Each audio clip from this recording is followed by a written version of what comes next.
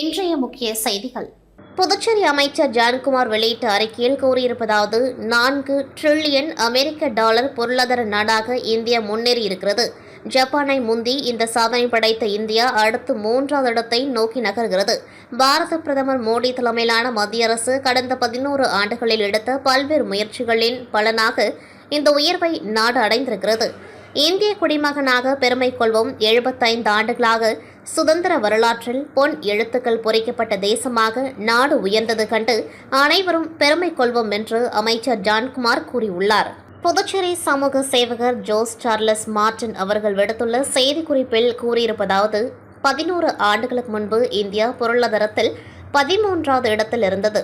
பிரதமராக மோடிஜி 2014 பதவியேற்ற பிறகு பல்வேறு முயற்சிகள் எடுக்கப்பட்டதன் விளைவாக இன்று நாடு 4வது பெரிய பொருளாதாரமாக மாறியிருக்கிறது. பண மதிப்பிழப்பு நடவடிக்கையால் போலி நோட்டுகள் அச்சிடுவது தடுக்கப்பட்டது. கணக்கில் காட்டப்படாத பணங்கள் வங்கி மூலம் கொண்டுவரப்பட்டு நாட்டின் வரி வருவாய் அதிகரிக்கப்பட்டது. அனைவருக்கும் வங்கி கணக்கு, டிஜிட்டல் பரிவர்த்தனை, இறக்குமதியை குறைத்து ஏற்றுமதியில் கவனம் செலுத்தியது. பல்வேறு நாடுகளுடன் வர்த்தக ஒப்பந்தம் மேற்கொள்ளப்பட்டு புதிய இந்தியா உருவாக்கப்பட்டது. இன்று நாடு மோடி தலைமையில் வளர்ச்சி பாதையில் பீடு நடை போடுகிறது. வாழ்க பாரதம் வெல்க பாரதம் என்ற முழக்கம் வெற்றி பாதையில் பயணிக்கிறது. இந்திய நாய் ஒவ்வொருவரும் பிரதமர் மோடி தலைமையிலான அரசுக்கு நன்றி செல்வோம். அவர்களின் அயரா உழைப்புக்கு தலை வணங்குவோம் என சமூக சேவகர் ஜோஸ் சார்லஸ் மார்டின் கூறியுள்ளார். இந்திய பொருளாதாரம் குறித்து அமைச்சர் ஜான்குமார் பெருமிதம். புதுச்சேரி அமைச்சர் ஜான்குமார் இன்று ஒரு அறிக்கை வெளியிட்டார். அதில் அவர் கூறியிருப்பதாவது, பெங்களூரில் நேற்று மெட்ரோ ரயில் திட்டங்களின் துவக்க விழா நடைபெற்றது. பிரதமர் மோடி இதில் கலந்து கொண்டு பேசும்பொழுது அமெரிக்க அதிபர் இந்திய பொருளாதாரம் செத்துவிட்டதாக கூறியதை சுட்டிக்காட்டி பதிலடி கொடுத்தார்.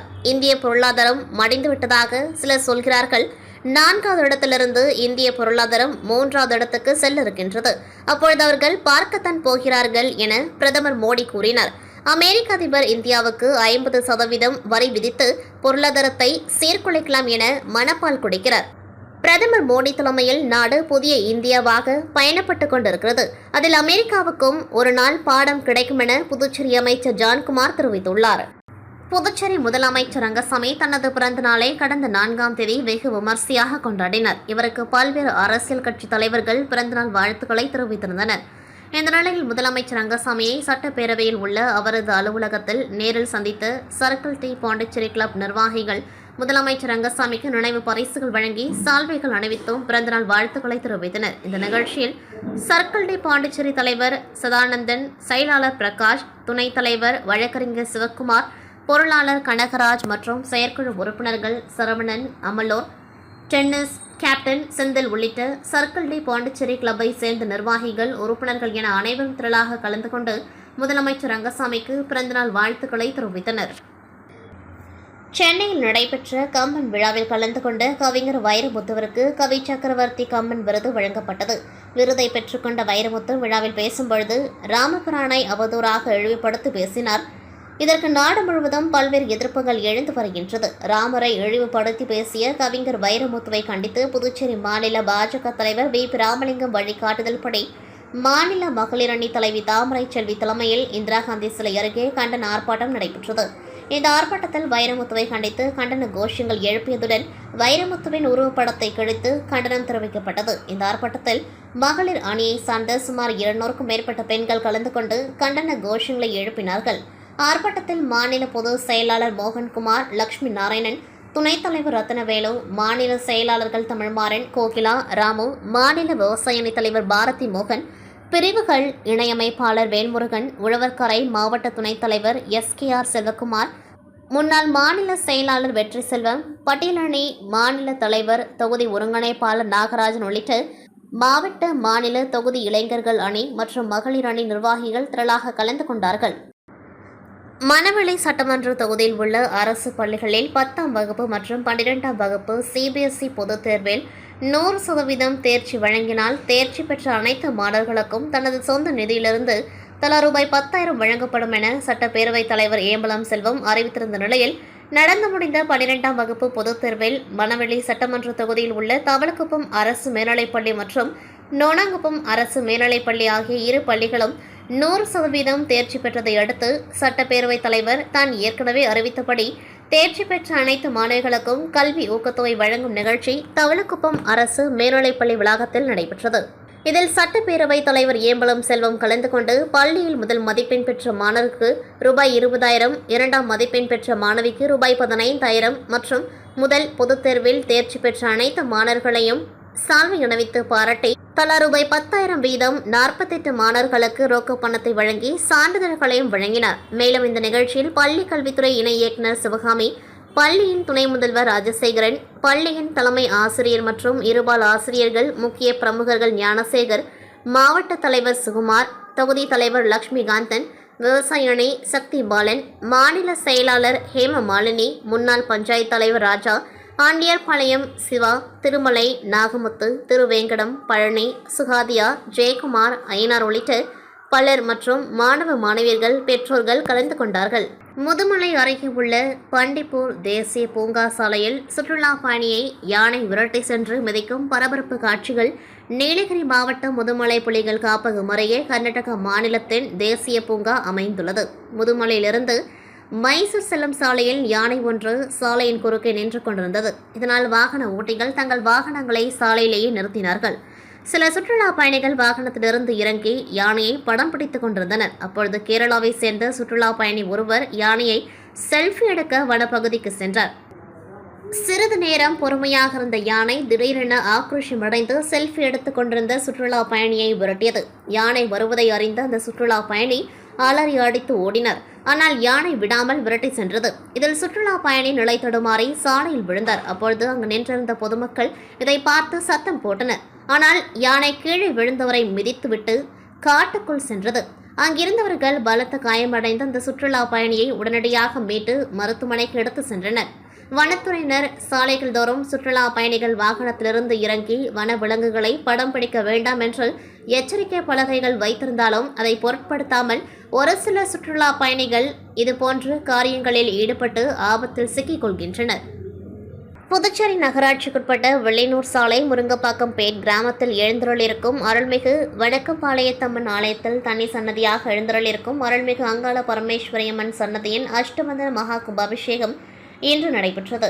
முன்னதாக நேற்று காலை விக்னேஸ்வர பூஜை, வாஸ்து சாந்தி, ரக்ஷா பந்தனம், கும்ப அலங்காரம், யாகசாலை பிரவேசம் உள்ளிட்ட பூஜைகள் நடைபெற்று முதல் கால யாக பூஜைகளும் அதனைத் தொடர்ந்து இரண்டாம் கால யாக பூஜைகள் நிறைவு செய்து மகா பூர்ணாகதி செய்யப்பட்டது. தொடர்ந்து கலச புறப்பாடு செய்து ஸ்ரீ அங்காள பரமேஸ்வரி அம்மனுக்கு கும்பாபிஷேகம் செய்து மகா தீப ஆராதனைகள் காண்பிக்கப்பட்டது. இவ்விழாவிற்கு அரியங்குப்பம் சட்டமன்ற உறுப்பினர் பாஸ்கர் என்கிற தட்சிணாமூர்த்தி, வட்டார காங்கிரஸ் தலைவர் ஐயப்பன், மாநில செயற்குழு உறுப்பினர் விஜயலட்சுமி ஜெயமூர்த்தி ஆகியோர் சிறப்பு விருந்தினராக கலந்து கொண்டு சுவாமி தரிசனம் செய்து வழிபட்டனர். மேலும் இவ்விழாவில் ஏராளமான பக்தர்கள் கலந்து கொண்டு சுவாமி தரிசனம் செய்து அம்மனை வழிபட்டனர். இந்நிகழ்ச்சிக்கான ஏற்பாடுகளை ஆலய அறங்காவலர் குழு தலைவர் ரகு, செயலாளர் ஐயனார், பொருளாளர் கருணாநிதி, உறுப்பினர்கள் புகழேந்தி, பாபு, முத்துக்குமரன், சிவகுமார், சுரேந்தர் உள்ளிட்ட நிர்வாக குழுவினர், இளைஞர்கள் மற்றும் கிராமவாசிகள் சிறப்பாக செய்திருந்தனர். புதுச்சேரி ரெஸ்டோ பாரில் பிறந்தநாள் கொண்டாட்டத்தின் பொழுது ஏற்பட்ட தகராறில் சென்னை தனியார் கல்லூரி மாணவர் கத்தியால் குத்தி கொலை செய்யப்பட்ட நிலையில் சம்பந்தப்பட்ட ரெஸ்டோ பாருக்கு கலால் துறையினர் சீல் வைத்துள்ளனர். மேலும் பார் உரிமையாளரை போலீசார் கைது செய்து தீவிர விசாரணை மேற்கொண்டு வருகின்றனர். சிவகங்கையை சேர்ந்த ஓய்வு பெற்ற அரசு ஊழியர் மீனாட்சி சுந்தரபாண்டியன், இவரது மகன் மோஷிக் சண்முகப்பிரியன் சென்னை SRM கல்லூரியில் MSc விஷுவல் கம்யூனிகேஷன் படித்து வருகின்றார். இவர் தன் நண்பரான மதுரை மாவட்டம் மேலூரை சேர்ந்த ஷாஜன் என்பவரின் பிறந்தநாளை கொண்டாட தமிழகத்தின் வெவ்வேறு மாவட்டங்களைச் சேர்ந்த 15க்கும் மேற்பட்ட நண்பர்களுடன் நேற்று முன்தினம் புதுச்சேரிக்கு வந்துள்ளனர். இவர்கள் அனைவரும் நேற்று முன்தினம் இரவு 11 மணியளவில் புதுச்சேரி மிஷன் வீதியில் உள்ள மது மற்றும் நடனத்துடன் கூடிய OMG ரெஸ்டோ பாரில் மது அருந்திவிட்டு பிறந்தநாள் கொண்டாட்டத்தில் ஈடுபட்டுள்ளனர். மேலும் நடனம் ஆடிய பொழுது பிரபல அரசியல் கட்சி பிரமுகரின் குடும்ப உறுப்பினரான இளம்பெண் ஒருவரை இடித்ததாகவும் அதனால் ஆத்திரமடைந்த அந்த இளம்பெண் கல்லூரி மாணவர்கள் அனைவரையும் வெளியேற்றும்படி பவுன்சர்களிடம் தெரிவித்ததாக கூறப்படுகின்றது. மேலும் விவகாரம் தொடர்பாக நண்பர்களிடையே வாக்குவாதம் ஏற்பட்டுள்ளது. இந்நிலையில் ரெஸ்டோ பார் மூடுவதற்கான நேரத்தை தாண்டி அதிகாலை 1:30 மணி வரை பிரச்சினை தொடர்ந்ததால் பார் ஊழியர்கள் பவுன்சர்கள் அவர்களை வெளியே செல்லும்படி கூறினர். இதில் ஆத்திரமடைந்த மாணவர்கள் பார் உரிமையாளர் ராஜ்குமார், பவுன்சர்கள் ஊழியர்களிடம் வாக்குவாதத்தில் ஈடுபட்டனர். மேலும் இரு தரப்பினரும் தாக்கிக் கொண்டதால் ஆத்திரமடைந்த பார் ஊழியர்களில் ஒருவர் சமையலறையில் இருந்த கத்தியை எடுத்துக்கொண்டு வந்து மோஷிக் சண்முகப்பிரியன் முதுகில் கத்தியால் குத்தியதோடு தடுக்க வந்த ஷாஜனையும் இடுப்பில் குத்தியதில் இருவரும் சம்பவ இடத்திலேயே ரத்த வெள்ளத்தில் மயங்கி விழுந்துள்ளனர். இதுகுறித்து தகவல் அறிந்த சம்பவ இடத்திற்கு வந்த பிரேக்கடை போலீசார் ரத்த வெள்ளத்தில் உயிருக்கு போராடி இருவரையும் மீட்டு புதுச்சேரி அரசு மருத்துவமனைக்கு அனுப்பி வைத்தனர். இதில் சண்முகப்பிரியன் உயிரிழந்து விட்டதாக மருத்துவர்கள் தெரிவித்தனர். காயமடைந்த ஷாஜனுக்கு தீவிர சிகிச்சை அளிக்கப்படுகின்றது. இந்நிலையில் போலீசார் நடத்திய முதற்கட்ட விசாரணையில் மோஷிக் சண்முகப்பிரியன் குடிப்பழக்கம் இல்லாதவர் என்பதும் வீட்டிற்கு ஒரே மகன் என்பதும் தெரியவந்தது. போதையில் தகராறில் ஈடுபட்ட தன் நண்பர்களை சமாதானம் செய்ய முயன்றதில் பார் ஊழியரால் குத்தி கொலை செய்யப்பட்டுள்ளார் என்பதும் தெரியவந்துள்ளது. இந்த சம்பவம் தொடர்பாக பார் உரிமையாளர் ராஜ்குமார் உள்ளிட்ட 7 பேரை போலீசார் கைது செய்து விசாரணை மேற்கொண்டு வரும் நிலையில் சம்பந்தப்பட்ட ரெஸ்டோ பாருக்கு கலால்துறை அதிகாரிகள் சீல் வைத்துள்ளனர். இதனிடையே உயிருக்கு ஆபத்தான நிலையில் இருந்த 2 மாணவர்களை காரில் மருத்துவமனைக்கு கொண்டு செல்லும் பொழுது காரின் சாவியை பிடுங்கி போலீசார் அரை மணி நேரத்திற்கு மேல் தர மறுத்துள்ளனர். போலீசாரின் அலட்சிய போக்காலேயே கல்லூரி மாணவர் உயிரிழந்ததாக அதிமுக உள்ளிட்ட எதிர்க்கட்சிகள் குற்றம் சாட்டிய நிலையில் தற்பொழுது புதுச்சேரி அரசியல் கட்சி பிரமுகரின் குடும்ப உறுப்பினரான அந்த இளம்பெண்ணை காப்பாற்றும் முயற்சியில் போலீசார் ஈடுபட்டு வருவதாகவும் குற்றச்சாட்டு எழுந்துள்ளது. இச்சம்பவம் புதுச்சேரியில் தொடர்ந்து பரபரப்பை ஏற்படுத்தி வருகின்றது. புதுச்சேரி பிராந்தியமான ஏனாம் தொகுதியை சார்ந்த தொழில் அதிபரும் சமூக சேவகருமான தோட்ட ராஜு தனது அரசியல் பயணத்திற்கான முதல் கூட்டத்தை தலைமையேற்று ஏனாமில் உள்ள தனியார் திருமண மகாலில் நடத்தினர். இந்த கூட்டத்தில் சுமார் 1000க்கும் மேற்பட்ட இளைஞர்கள் பொதுமக்கள் என கலந்து கொண்டார்கள். இதில் பேசிய தொழிலதிபர் தோட்ட ராஜு வரும் 2026ஆம் ஆண்டு நடைபெறவுள்ள சட்டமன்ற தேர்தலில் ஏனாம் தொகுதியில் நான் வேட்பாளராக களம் இறங்குகிறேன் என்று அவர் தெரிவித்தார். கூட்டத்தில் கலந்து கொண்ட இளைஞர்கள் எங்கள் ஓட்டு உங்களுக்கு தான் என்று கூறினர். இதனால் வரும் சட்டமன்ற தேர்தலில் ஏனாம் தொகுதியில் பலத்த போட்டி நிலவும் என பொதுமக்கள் பேசி வருகின்றனர். கூட்டம் முடிந்த பிறகு கூட்டத்தில் கலந்து கொண்ட இளைஞர்கள் மற்றும் பொதுமக்களுக்கு உணவுகள் வழங்கப்பட்டது. தூத்துக்குடி மாவட்டம் ஆறுமுகமங்கலம் பகுதியைச் சேர்ந்தவர் கவின். ஐடி ஊழியரான இவர் கடந்த ஜூலை 27ஆம் தேதி திருநெல்வேலி பகுதியில் தனது காதலியின் சகோதரரால் ஆணவ படுகொலை செய்யப்பட்டார். இந்த விவகாரம் தமிழகம் முழுவதும் அதிர்வலைகளை ஏற்படுத்தியது. இந்த விவகாரம் தொடர்பாக பல்வேறு கட்சியினர், தலித் அமைப்புகள், மத்திய மாநில அரசுகள் உடனடியாக ஆணவ படுகொலை தடுப்பு சட்டத்தை அமல்படுத்த வேண்டும் என போராட்டங்களில் ஈடுபட்டனர்.